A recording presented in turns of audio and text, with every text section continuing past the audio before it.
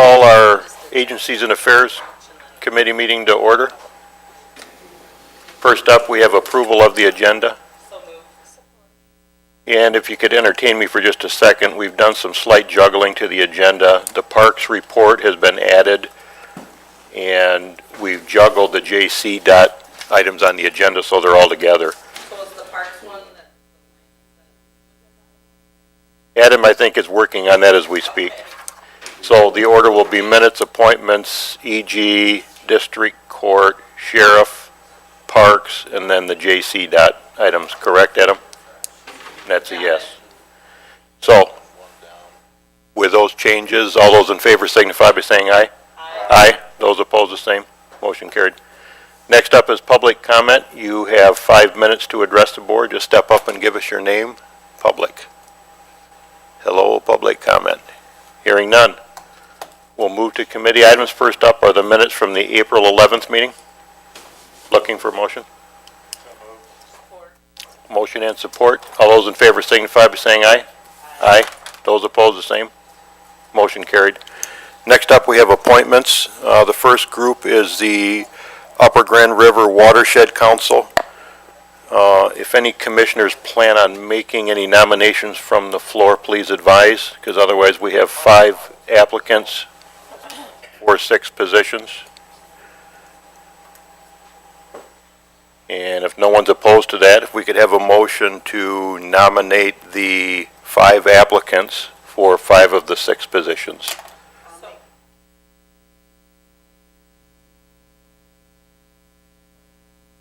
Motion and support to nominate Kenneth Price, James Seitz, Jeff Snyder, Don Nelson, and Julie Schell, leaving 1 open position. All those in favor signify by saying aye. Aye. Aye. Those opposed, the same. Motion carried. Next up is the retirement board, and this is 1 member. James Shotwell's the current member, and he is the applicant, and hopefully will be the nominee.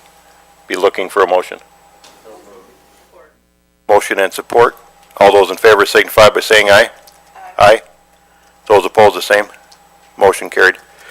We still have openings on the Department on Aging Advisory Council and the Traffic Safety Program. Again, I sent a text late last night. I think there is a city council person's name forthcoming, waiting for an email from the mayor and the health department. Maybe our administrator can take care of having the health department give us a nominee. I think that's one of our departments, isn't it? Yeah, yeah. And that's it for appointments.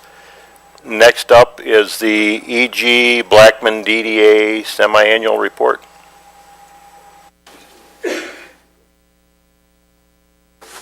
Good morning, Commissioners. Amy Torres with Enterprise Group, here to report on the Blackman DDA. You have a report. It's pretty concise, but there's a couple things I just want to bring to your attention. The Home 2 Suites development has begun. If you drive by I-94, you'll see that construction over there, and probably one of the most long-awaited and happy openings was the Texas Roadhouse opened April 25th. And also Baker College has, they're just outside of the DDA, but they are in the Blackman LDFA, has begun their engineering building. Construction has started on that. Otherwise, if you have any questions, there wasn't a lot to report. I'd be happy to answer them. Just a comment, Amy, it's good to see all that activity. Glad it's in my district, but it's activity nonetheless. Any questions from commissioners? Hearing none, thank you. Thank you very much. Next up is the District Court Quarterly Report. Tammy.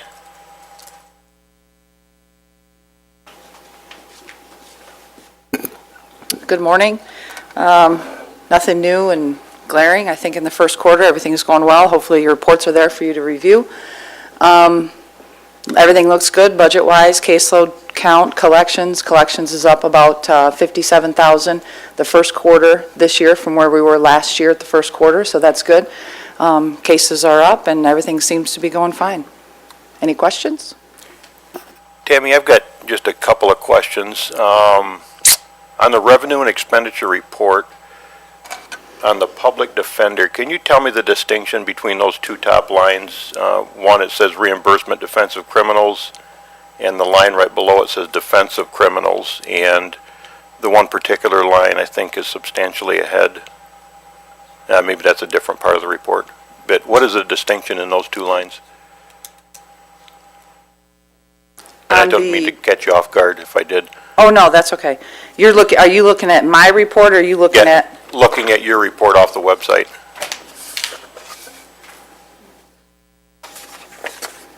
So this one? No, it doesn't look like that. It's a regular printout from our system. Oh, gotcha. Yeah, the defense criminal, that's what, the revenue that comes in. The How can- budget, Well, if I can interject there, how can that one be so high? I mean, it's 71%. Is that just an anomaly, or?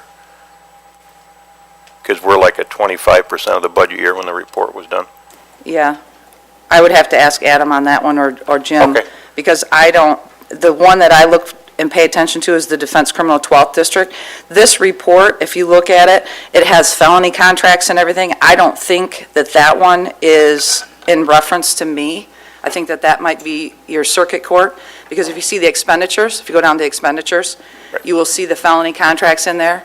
We have district court and district court and circuit merged for this Report, budget, this okay. report. So, mine is just that second one, the Defense and Criminals 12th District. So the Okay. reimbursement of the defense, that's not me. And then the only other comment that I've got on the collections report, it looks like they're up by about 9% over last year on collections. Yes. What do we attribute that to? Just a lot of hard work, or? Combination. We've changed some things. We have a new manager in the collections department, so we've changed some processes. We've had a little bit of turnover. We have a new enforcement officer. Different policies, different processes, just trying to pick things up a little bit. Fair enough. Commissioners, any other questions? Adam, did I see your hand going up? Yes, you're talking about the revenue line, I just closed that out, but yes. 230, 689. Yeah, that's the money we try to collect from those who the judges believe are collectible. Even though they're using a public defender, they usually, just like the district court, go out and try to collect something from them. So that probably, it's a small number, but it's probably from the circuit court, like Tammy said. Okay, And thank you. if you'll notice, I think my report, my collections report, do you have that? You should. My collections report breaks down because the amount that we actually collect for circuit court as well, circuit and family. So if you look at the collection report, you'll see district, circuit, family, and external. So we don't collect just for district court. We actually collect for defense, for circuit and family, too, Okay, or attempt to. Attempt. It is a very small number. thanks, Tammy. Yep. Next up, we have the sheriff with the amended Norville Township contract to 40 hours. Morning, Under Sheriff. Good morning, Commissioners. I have the item before you, and we are looking for approval to amend the Norville Township Law Enforcement Services contract. We're just a little more than a year into our contract in Norville Township. Our initial contract hours were 24 hours. We've been in talks with the board and the township supervisor. They have approved at their previous April meeting to amend the contract on their end to 40 hours of service. That would be a full-time, obviously, position. The only portions of the contract that were amended were the dates as far as the contract end date, the financial section, and obviously the coverage of hours. We pushed the ending of the contract out slightly. It was originally ended on February 28th of 2020. We now pushed it out to April 30th of 2020 to give us those full 4 years from this amendment date. So we'd be amending it up to the same cost payment schedule that the Parma Township law enforcement contract was just previously approved at the March meeting, using those same financial figures, and everything else within the contract remained the same. And I did not see in board docs the actual contract that I attached. I will go ahead and email that out if it's not in there when I get back to my office. You're one step ahead of me. I was going to ask you to do that, but that's fine. Commissioners, any questions of the Under Sheriff? If not, we'd be looking for a motion to send it out to the full board, and the undersheriff can send that to us by email, I guess, directly. Motion and support, questions or comments? Hearing none, all those in favor signify by saying aye. Aye. Those opposed, the same. Motion carried. Thanks, Undersheriff. Thank you, Commissioners. Next up, we have the Parks Biannual Report. Jeff? Get the technology all worked out? Yeah, I think Adam's sending it to your computers, we're hoping.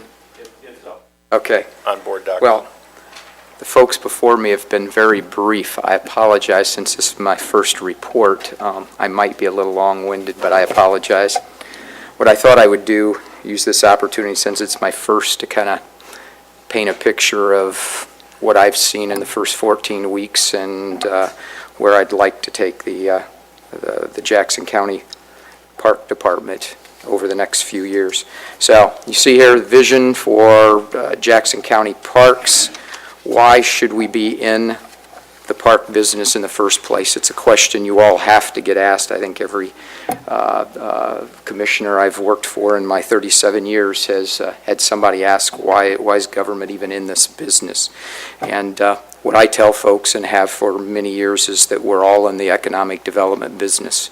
The clerical staff, the maintenance workers, every person who works for the county is, they think they're in some business, but we're all in the economic development business. That's the first and foremost. Safe communities, good roads are really important, and they're the expectation or the baseline for anybody living in a community. They expect those things. But what are the reasons people live in a community? Why do they decide where they want to live? Why do companies decide where they want to locate? Quite frankly, those are the things, the frosting on the cake. Those are the quality of life issues that ultimately distinguish the best communities from those that are mediocre at best. Millennials, our emerging workforce, we're going to have to adapt to that. Monetary rewards are less important to them. Great outdoor spaces where they can be active. They care about the environment. They're looking for opportunities to make a difference in their communities. They're a different kind of generation, and our park system will play a huge role in our ability to recruit that workforce to Jackson. Without that workforce, obviously, it makes it very difficult to attract companies and create employment and grow our economy and grow our tax base. So parks play a critical role in where we're heading in the future. The great news is that I've been here 14 weeks, and I've learned a lot about, I've lived the county over, and I thought I knew a lot about you all, and I was wrong. You guys have we have some incredible natural resources that we can leverage. Not many counties in Michigan can say that. By the way, everywhere I drive, I'm driving back from the Boy Scout camp, and I'm finding lakes that some of my staff who've lived here their whole lives have never heard of. You know, I'm driving by Dollar Lake, and boy, there were 4 or 5 small lakes with beautiful homes on them that I was just shocked. And same thing when I drove down to Clark County Park, Clark Lake, found the same thing. So my first impressions, like I said, we have 15 county parks at the moment, and 12 of them are on quality lakes. There are maybe 1 or 2 counties in the state who can say that same thing. So we have some terrific opportunities here. Access to water, by the way, for recreational use. I've been doing needs assessments for communities for most of my career, and walking, biking, and access to water are always at the very top of the list. So again, an opportunity for us to leverage. We all have outstanding support. I think people begin to take that for granted, but as I put a fresh pair of eyes on it, and some of you I've told, coming from Calhoun County, we have this thing called the community, or the Kellogg Foundation, and everybody relies on that one group. But what it's done is created, they don't like me saying this, but laziness, because they don't have to work very hard. They don't have a lot of grassroots organizations. And I show up here, and I'm just amazed at the support the park system has from grassroots organizations, people who are committed of their time as well as raising money. And, you know, they're dollars here, dollars there, but when you add it all up, it's an impressive amount of not only money, but of people's time. So again, something we can leverage. You know, some of the things that we need to work on, there's obviously, for a lot of reasons, you know, no fault to be laid, but like a lot of county systems, there's been a struggle to make investment in capital repairs, so things are a little rough around the edge in a number of the parks. We have some pretty dated playground equipment, vintage 1940s, 1950s that we keep painting up, but some of it's pretty outdated, and some of our lake edges and certainly our boat ramps, which are critical to access to the lakes, need a lot of help. The park system is itself, the way that it operates, the business model, it hasn't changed in a long, long time. So staff are pretty entrenched in the way we've always done it kind of mentality. And we're working through that. That doesn't make them bad folks. It's what they've grown up in, it's what they know, and there hasn't been a lot of leadership directly within the department. Again, not criticizing anyone, leadership to change or see that change was necessary to move forward.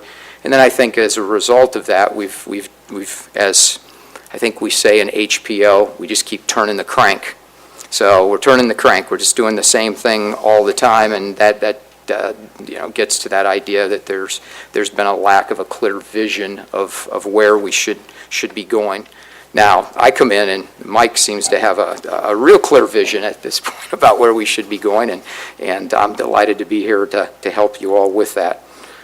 The vision for Jackson County Parks from my perspective, and by the way, these were some, you know, as I was just pulling up pictures of things we do, you know, it's exciting to see people and activity. I look forward to the Civil War muster, the fireworks shows. There's some really good things going on.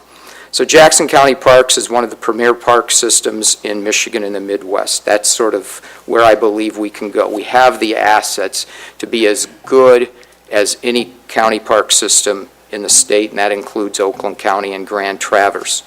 To do that, what does it mean? Jackson County Parks, and I'm talking futuristic. So Jackson County Parks are known for quality lake access. They provide to residents, including excellent boat ramps, fishing docks, canoe and kayak launches, and docking areas for watercraft. Jackson County is an attractive place for walking, biking, canoeing, and kayaking because of its outstanding trail connectivity to the Iron Bell Regional Trail, the National Parks North Country Trail, the Great Lakes Lake-to-Lake Trail, as well as the Grand River Water Trail.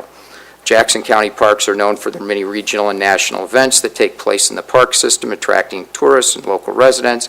Event organizers throughout the Midwest seek out Jackson County Parks as a place to host special events because of the positive, collaborative-minded, user-friendly support of park staff and community leaders. That is important, by the way. It's not good enough to have good assets. I've discovered over my career, when you service the heck out of people, they want to come back. That's what they care about. And you have to have a mindset that these folks, you know, the tendency is I work all week to get the parks looking nice, and these people come in on the weekends and tear up our parks. Wham. And that's what happens with staff. They get in that tunnel vision. So I'm trying to turn that into a positive and explain to them that people tearing up parks, using them, not doing anything malicious, is job security. It's why we exist. It's why we're here. And ultimately, those folks are collaborators, are partners. They're our programmers, and we should be selling what they bring to the park system to everyone in the Midwest, and excited about people coming here. Again, the Civil War muster, the cardboard boat race, Earth Day, the 1776 musical that's going to take place for the first time at the Cascades are examples of things that other people are doing in our park system, but we should be looking at them in a positive way as partners and collaborators, and we should celebrate and do everything we can to support them and help them within the resources we have available, including help market and promote them. And then last, Jackson County residents live healthier lives because they have access to well-maintained and accessible county parks, trails, playgrounds, and open spaces where they can be more physically active. So that's a lot, but that's what I believe we can become. And that's the target. in this whole presentation, that's the target that, from my perspective, we should be trying to achieve. To make that reality, make that vision become a reality, there's some things we need to do.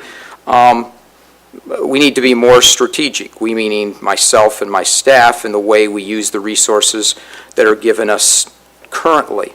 And I think with some movement and some change, and there's some things on the agenda at the next meeting that you'll see that go to this idea that we need to again be more strategic in the resources we have and get the skill sets and the funds in the places that we can be most effective and balanced.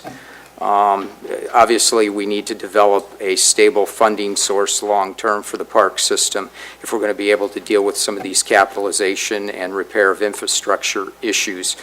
And I think there's some opportunity to do that, and I get the feeling that there's the will in the community to move in that direction.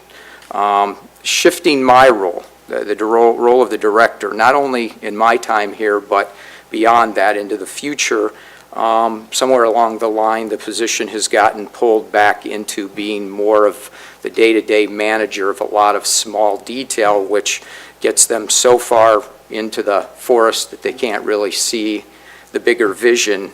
And that's what I believe my role here is, to not only my staff and our partners, but with you all, push you towards a vision, lead you towards a vision, and be very strategic in the things that I do, and build partnerships and help to find funding and support for my staff and our volunteers, who then are the folks out there doing the day-to-day types of work. That doesn't mean there aren't things that I have to do day to day, but my point is that I think the position's gotten so pulled down into signing $3 bills and literally being the person that approves every small detail of the department, that they rarely have an opportunity to step out and step back and see the bigger vision and try to work towards a greater goal.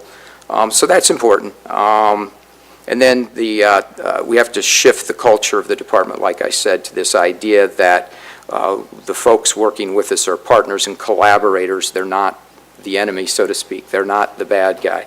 And sometimes the folks work so hard and take so much pride at a specific thing they're doing that they lose sight of these other folks who sometimes are messing up the stuff they've worked hard to do. So those are important things. Some of the projects we've been working on, which is really what I'm supposed to be reporting on, I think, here, and I won't go through all of these, but there's a sundry of things. We're excited about some of these programming issues that are going on. Camp Tatanka, I spent most of Friday out there. What a beautiful day. Those are the days when my job seems like the most awesome thing I could have ever done in my life. It was pretty cool. And we took a lot of pictures. We inventoried buildings, measured up a lot of things, and collected a lot of data as we worked towards looking at what opportunity might exist there for that to become our 16th county park someday. We got notified, Adam just gave me the official papers, but we were notified that we've been awarded a $48,000 grant to take a second shot at repairing the fin out at Lime Lake. There's some steps, but we hope that we can begin to work on that this fall yet. That's just sort of the way the DNR process goes. The trail connector engineering process is beginning. Spicer is working on that, and we're coordinating that with the city's Kibbe Road reconstruction project, which we met with them and is now backed up into 2017. But you'll see some I think, pretty effective changes to Kibbe Road and the intersection of Denton and Kibbe as we work with the city and on those designs and how it fits in with the trail connector. The folks down at Horton Park and the township supervisor, John, and I've talked, and there's some lighting going in there, and the money for that's coming from a private source to get that done. They have some security issues. And we're working on some projects at the fairground. The most important is so that we can get the large animal wash area open and MDEQ off our back. We're working as fast as we can because that project's going to turn out to be bigger than we thought. So anyways, if there are any questions on any of these, there's a second page. I won't wax on with all of these. But if there are any questions that you all have, I'd be glad to answer them about where I think we should be going, my observations so far of the organization. I'll answer anything. Thanks, Jeff. Commissioners, any questions of Jeff? Julie?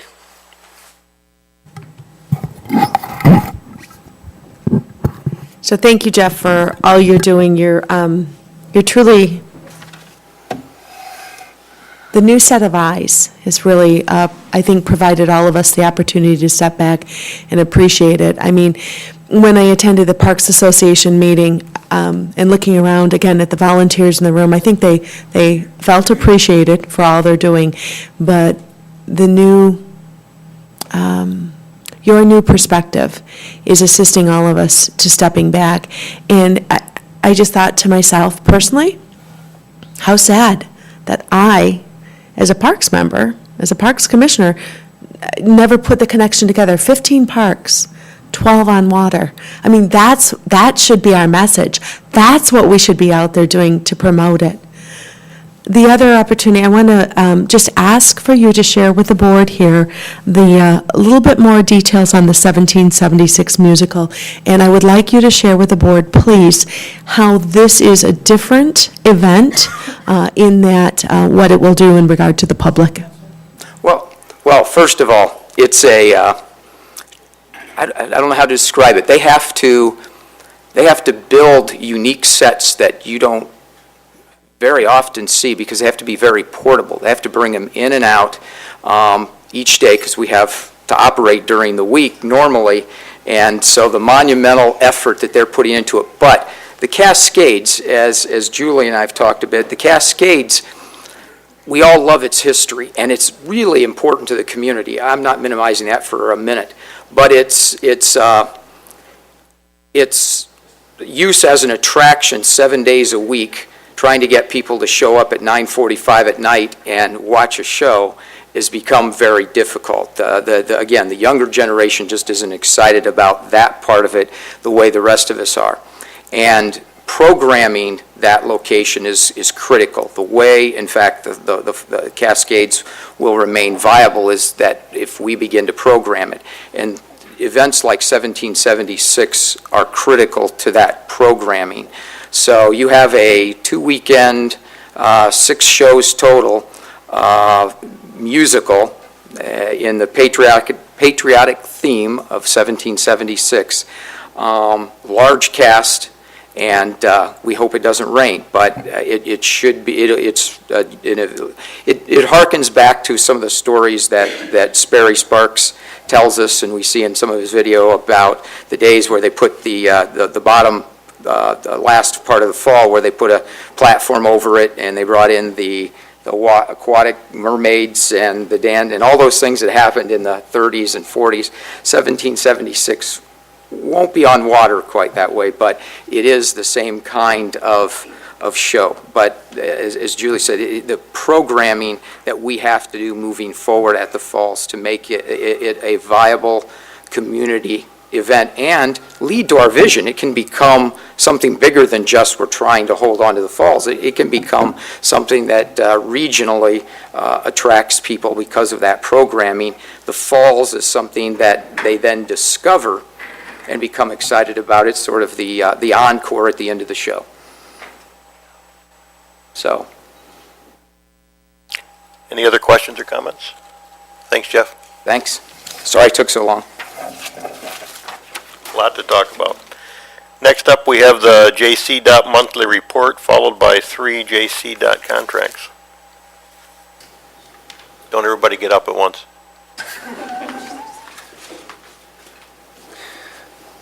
Good morning. We have a brief oral report here for our monthly report this month. I'll have Angie talk about some of the engineering highlights and Bob will discuss some of our operational issues. But first of all, I just wanted to introduce our new senior accountant, Julie Anderson. Julie joined our team on April 25th, right? Your first day? Yep. She's a familiar face here in the Tower building. Do you want to just describe where you've worked and your background real quick, Julie? Sure. I worked in the Tower building for Curtis and Berlinski on the 15th floor for the last 8.5 years, and recently became a senior accountant at Jackson County Department of Transportation. So I'm just getting acclimated and getting introduced to everybody and thoroughly enjoying it very much. Thank you, Julie. We've really enjoyed having Julie on staff already. She is shared with Calhoun. It's one of the shared positions, and she has on her desk one of the big invoices for one of the townships in Calhoun we'll be talking about today. So she's really rolled up her sleeves. She's in Cogitate training. We are converting to a new financial software system, Precision, later this year, so she has the undaunting task of learning 2 different financial systems. But Julie is eligible to get her CPA or her enrolled agent certification here, so that was a preferred qualification for this job. So we're happy to have her on board. With that, I'll turn it over to Bob. He has some quick operational updates. We've got a lot going on, but we just try to keep this very brief for you. Morning. Just going to hit a few highlights here, and then I'll hand it over to Angie, and she can go from there. Just wanted to let you know, basically, we've got our 14 new trucks in that we had previously ordered, so they're all in. We received them. We're doing an in-check on them, and they'll be sent down to a truck and trailer to have the build done on them with the box and the blades and all that. Still hope to have those on the road and ready to go for this coming plow season. Let's see. We also have the paver and 2 flow boys that was approved, I believe, last month at the board. We got those in. We're in checking those right now.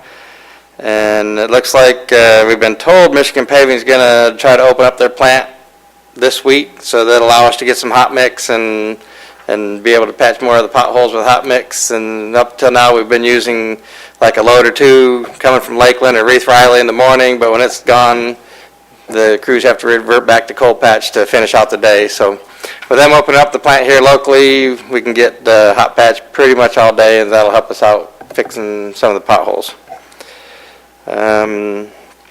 We're out doing our deberming for ahead of our projects for this year. Most of them are done. We've still got just a handful that we can hopefully finish up in a week or so, and then all the deberming will be done, and you'll stop hearing all the resident complaints about tearing up yards and stuff, because we'll be done with that for this year. We started some of our paving projects, mainly the township match projects that we've got. We're using Reith Riley, and we've done Somerville Road, State Road up in Rives Township. So those are done, and they're continuing on today with some more of them. We're starting the Herkimer, Gilroy, Shoemaker the project. Basically, starting to remove the driveways today, and then that'll kind of continually go until that one's done. Our crews out on I-94. I know Commissioner Alexander had a run-in with those, not run-in, but a concern with them. Back a little bit ago, we worked with MDOT, and we had them do some, what MDOT calls a rolling lane closure, which it puts about 3 different regulating vehicles behind the crew to move the crews over, or move the cars over, to put a little bit of buffer for safety for our crews out there doing the patching. It seemed to work pretty good. They only give us from 6 to 11 on Sundays to do it, so it's going to take a few Sundays to get through the center here, but it appears to be working. It's still not an ideal situation, but it's a lot better than what we had. We've started overbanding for this year's projects. We've got 3 or 4 of the roads. We started with, I think, Pulaski Road, North Palmer Road, and we've still got a list of about 6 or 7 roads that we're doing with the overbanding. And then the brine for the gravel road should start somewhere around May 16th, depending on weather. Let's see. That's about all I got.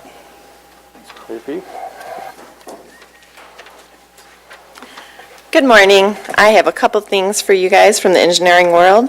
The first one is Moon Lake Road Bridge. We did have a structural engineer look at that a few weeks ago, and last week we instructed our crews to go out and shut the westbound, well, they closed it for the day so that they could set up a one-lane closure, but having the westbound shoulder also closed.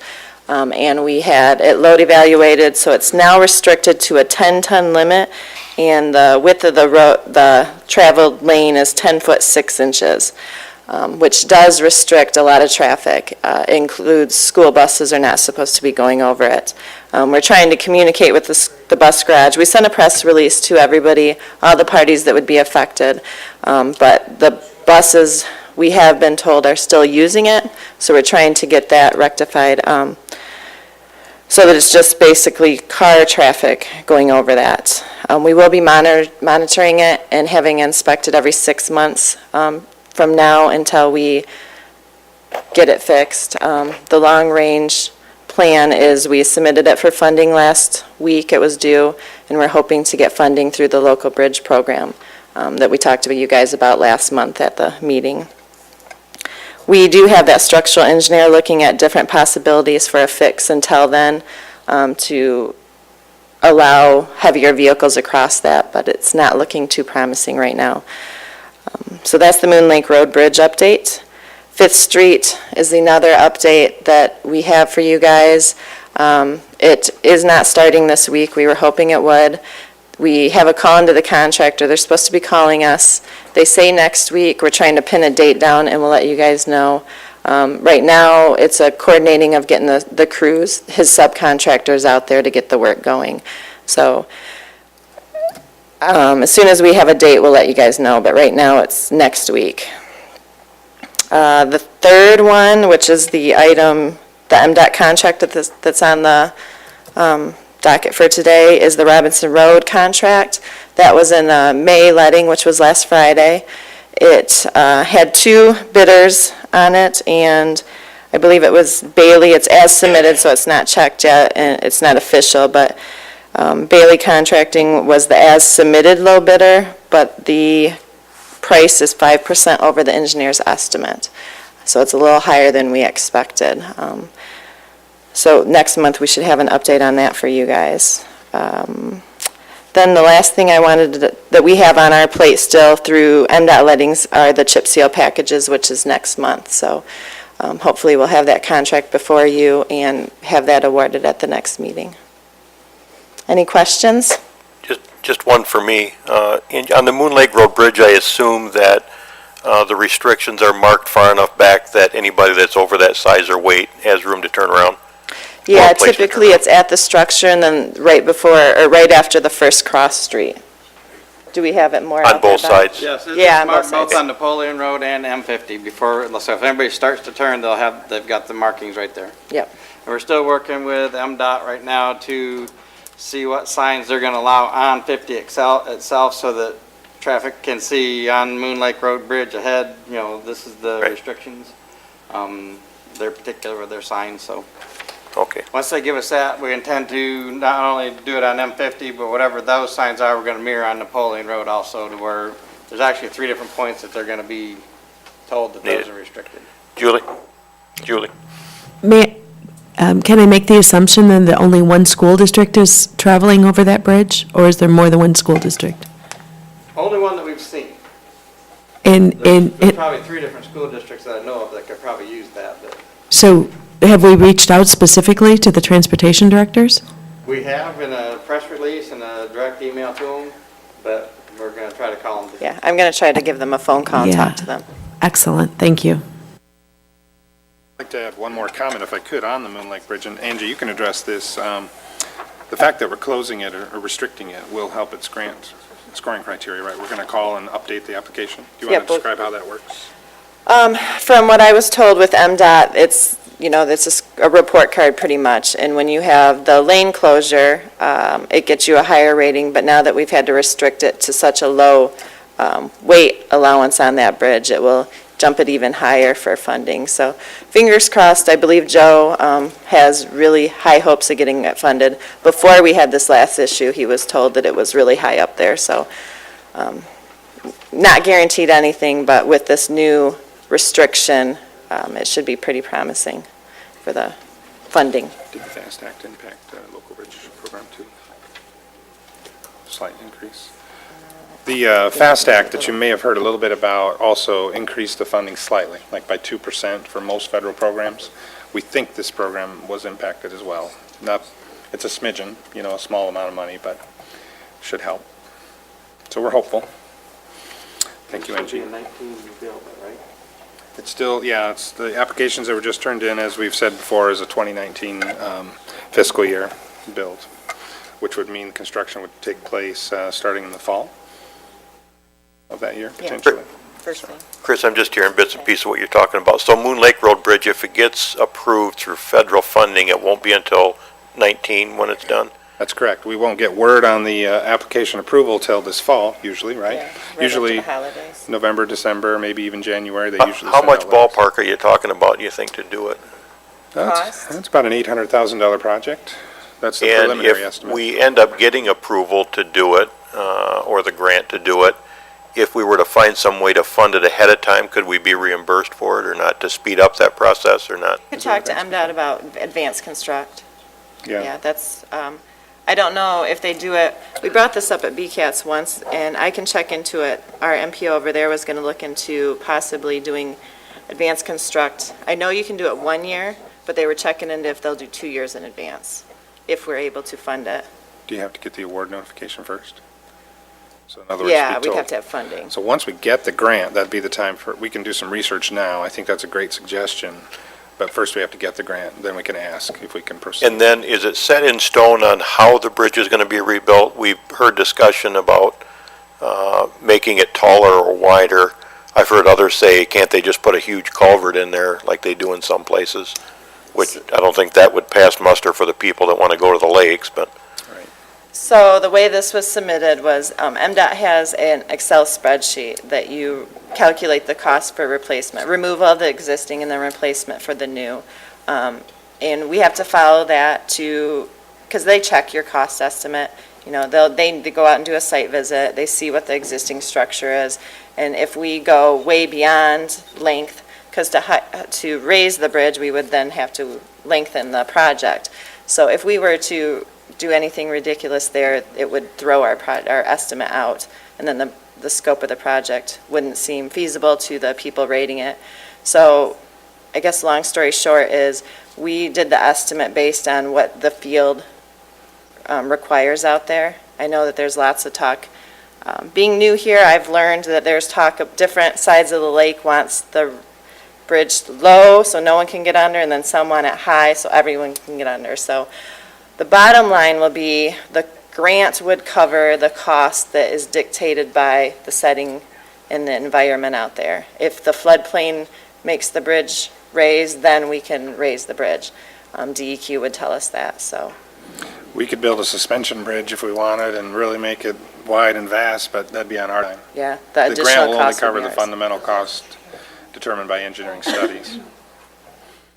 okay, any other, John? So how are you protecting the public now with this one-way bridge? Is there stop signs? I haven't been out there, I apologize. Well, first, in answering that question, our goal was to try to keep the bridge open as long as we could, but to do it safely. Safety comes first, obviously.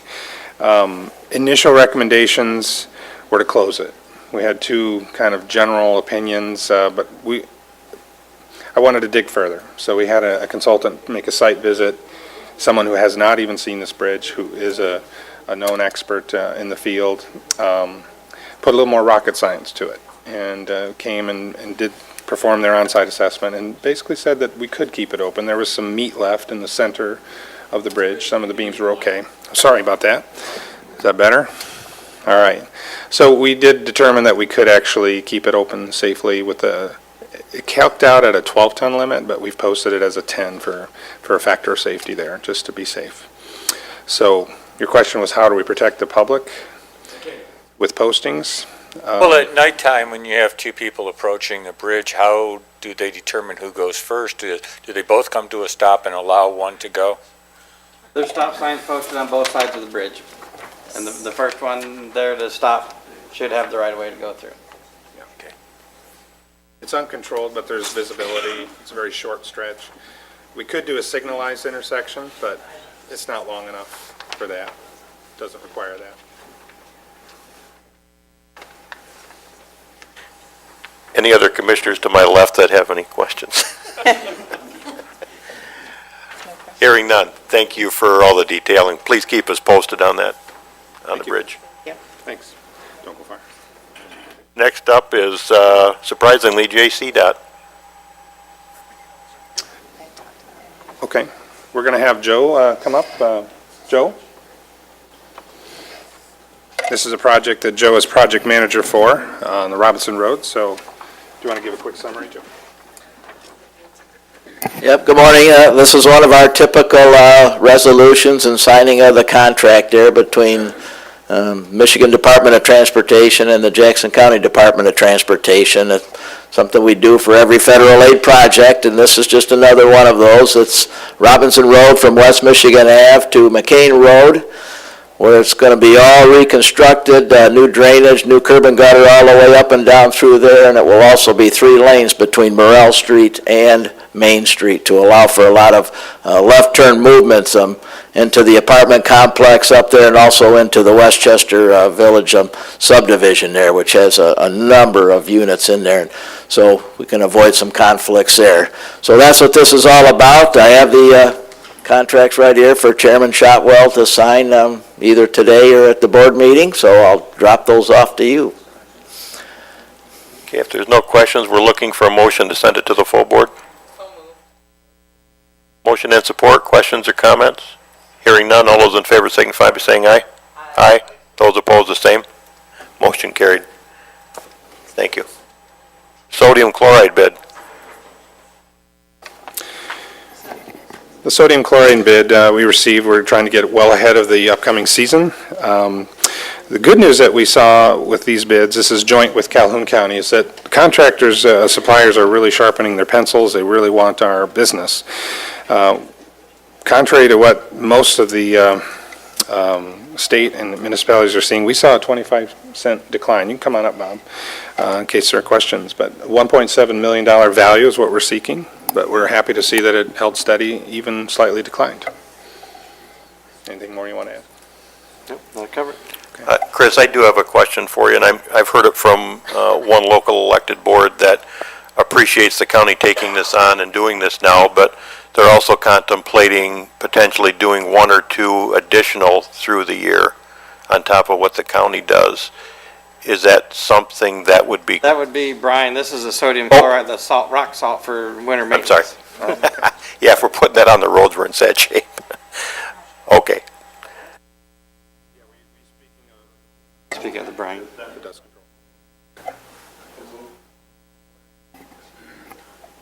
Motion and support. All those in favor signify by saying aye. Aye. Those opposed, the same. Motion carried. Thanks, gents. Cold patch bid.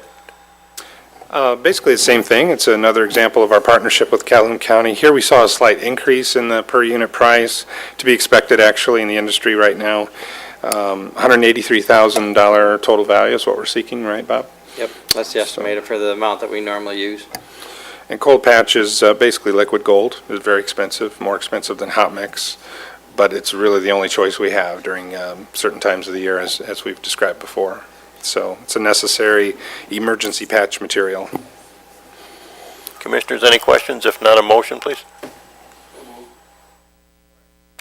Motion and support. All those in favor signify by saying aye. Aye. Those opposed, the same. Motion carried. Thanks, gentlemen. Thank and you. lady. Thank you. Next up, we have the claims for April 1st through the 30th, which have gone around. Looking for motion. Motion and support. All those in favor signify by saying aye. Aye. Those opposed, the same. Motion carried. Other minutes, none, and we have the June reporting schedule. Again, it looks like we have nothing going on next month. Not sure if we'll have to meet. Takes us back to public comments. Public, you have 3 minutes to speak. Step up and give us your name. Don't be bashful. Hearing none, committee member comments. Hearing none, we're adjourned.